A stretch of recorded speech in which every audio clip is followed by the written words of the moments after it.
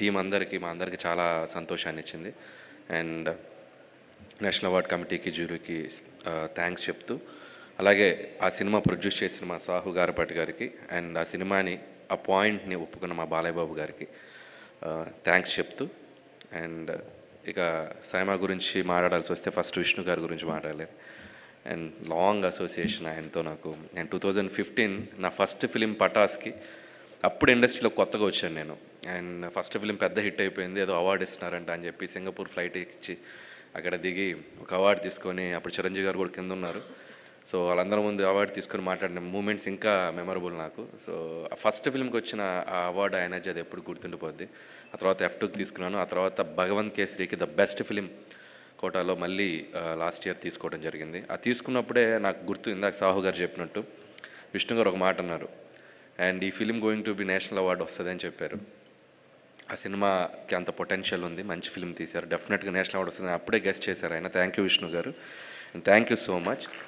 And SIIMA అవార్డ్స్కి ఒక special ఏంటంటే చాలా అథెంటిక్గా, చాలా జెన్యూన్గా, ఎటువంటి ఇది ఇన్ఫ్లుయెన్స్లు ఉండవు, ఒరిజినల్గా సినిమాలో కంటెంట్ని బట్టే వాళ్ళు అవార్డ్స్ ఇస్తూ వస్తుంటారు.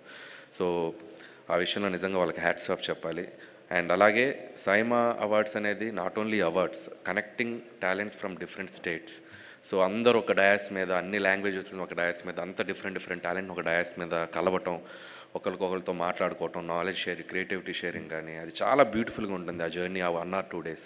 సో అందుకే అవార్డు వచ్చినా రాకపోయినా వాళ్ళు ఎప్పుడైనా పిలిస్తే సరదాగా సో అవార్డ్ ఫంక్షన్లో పార్టిసిపేట్ చేయాలనిపిస్తుంది. అంత ఎనర్జీగా, అంత బాగా సెలబ్రేట్ చేస్తారు ఆ ఈవెంట్ని. ఇందాక లక్ష్మీ మంచు గారు చెప్పినట్టు it's like very beautiful event.